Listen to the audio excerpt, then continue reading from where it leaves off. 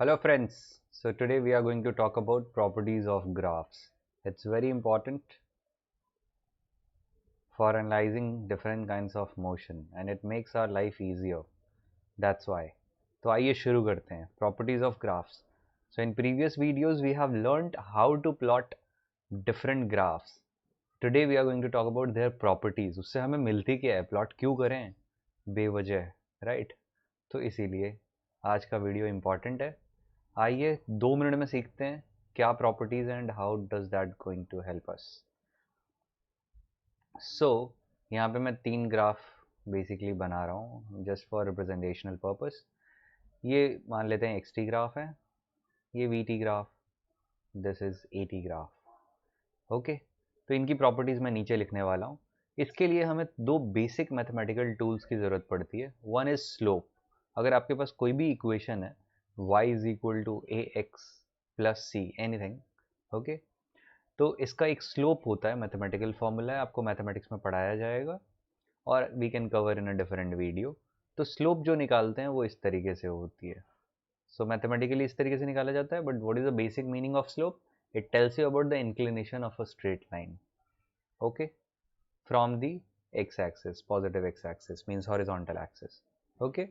That's the basic idea. It's not position वाला x नहीं है, वो x-axis वाला x है, y and x. ठीक है. इसी तरीके से एरिया अंडर द कर्व होता है, ओके, कर्व या ग्राफ कुछ भी. उसका बेसिक मीनिंग मैं आपको समझाऊंगा. जैसे फॉर एग्जांपल मेरे पास अगर एक्स टी ग्राफ कुछ ऐसा आया है, तो this area is known as area under the graph, okay. That's the basic idea. Okay, तो शुरू करते हैं प्रॉपर्टीज से. सो स्लोप और एरिया, ये दो चीज़ें हमें बहुत कुछ दे देगी. तो मैं यहाँ से शुरू करता हूँ दोस्तों. Area of A T graph gives us change in velocity. Area under A T graph gives us change in velocity. Delta we लिख रहा हूँ मैं, change in velocity, delta we. ठीक है, तो ये आपकी पहली प्रॉपर्टी है. Area under A T graph gives you delta we, change in velocity. तो इस तरीके से याद रहे तो बहुत इजी हो जाएगा. Coming to area of v t graph, area under v t graph, what does that gives us? It gives you change in position which is equivalent to displacement of the body. Simple. मतलब कि इसका area change in velocity देता है, इसका area change in position देता है. कुछ इस तरीके का रिलेशन है, okay. And what does area under x T graph gives us? Nothing, cross. ठीक है, तो ये तो हो गई एरिया की बातें. इसी तरीके से स्लोप की बातें कर लेते हैं.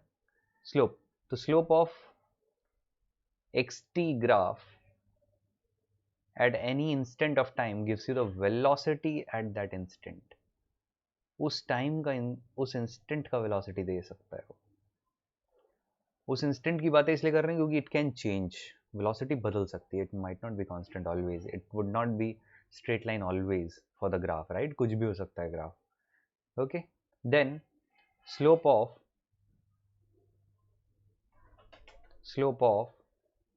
vt graph gives us acceleration, and again at that instant की बात कर रहा हूँ मैं.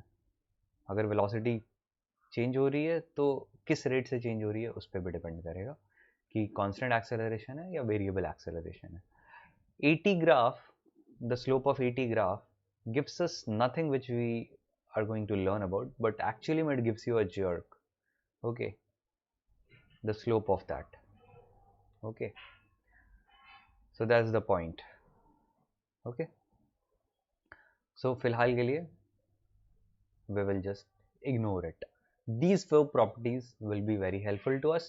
If you can remember it, it would be really helpful for you to solving different questions. बहुत ही काम आने वाला है ये. चलो, तो इसी से एग्जाम्पल करते हैं एक. सो सपोज मेरे पास एक एक्स टी ग्राफ है और लेट्स से एक बॉडी है which is moving with v is equal to 2t, ठीक है, metres per second in a straight line like this, okay. तो इसका अगर हम vt ग्राफ बनाएं तो बहुत सिंपल हो जाएगा. We can plot it like this, 0 0 1 2 2 4 and like that. तो इस तरीके का कुछ यहाँ पे ग्राफ आ जाएगा, राइट? ये बेसिकली 1 है तो ये 2 है और ये बेसिकली 4 है. और ये basically 1 and 2 seconds like that, है ना, सिंपल। तो बेसिकली अब हमें इसके कुछ कुछ प्रॉपर्टीज यूज करके इस ग्राफ के we are going to find out various things. Like सवाल अगर बना दिया जाए कि find the displacement of the body between t is equal to 0 to 2 is equal to 2 seconds। Simple सा सवाल है, 0 से 2 सेकेंड्स के बीच में कितना डिस्प्लेस हुआ बॉडी, आइए पता करते हैं। तो क्या करना है इसमें, वही प्रॉपर्टीज ऑफ ग्राफ्स हम यूज करेंगे। अभी अभी हमने पढ़ा कि which properties relevant we have to look for, that's it. तो अभी अभी हमने पढ़ा कि area under VT graph gives you the change in position which is equivalent to displacement. Wow, we will use it, खत्म। तो आइए शुरू करते हैं। तो यहाँ पे basically area under VT graph और किस से किस टाइम के बीच में वो इंपॉर्टेंट है। तो मैं थोड़ा सा बड़ा साइज का ग्राफ बना देता हूँ ताकि सॉल्व करने में आसानी हो। So they are talking about this particular graph. So time, उस टाइम को पकड़ लें आप, 0 से लेके 2 सेकेंड्स, उस टाइम को पकड़ लें। उसके अंदर में जो भी एरिया है वही आंसर है, that is the displacement, simple. तो क्या होगा डिस्प्लेसमेंट इस केस में, delta x that is the change in position is nothing but area under VT graph between t is equal to 0 to t is equal to 2 seconds, खत्म, है कि नहीं। which is nothing but in this case, ध्यान से अगर आप देखें तो ये ट्राइंगल है बेसिकली, ये 2 सेकेंड्स का लेंथ है और ये हो जाएगा आपका 4 मीटर्स पर सेकेंड का length, right. This is 4 basically.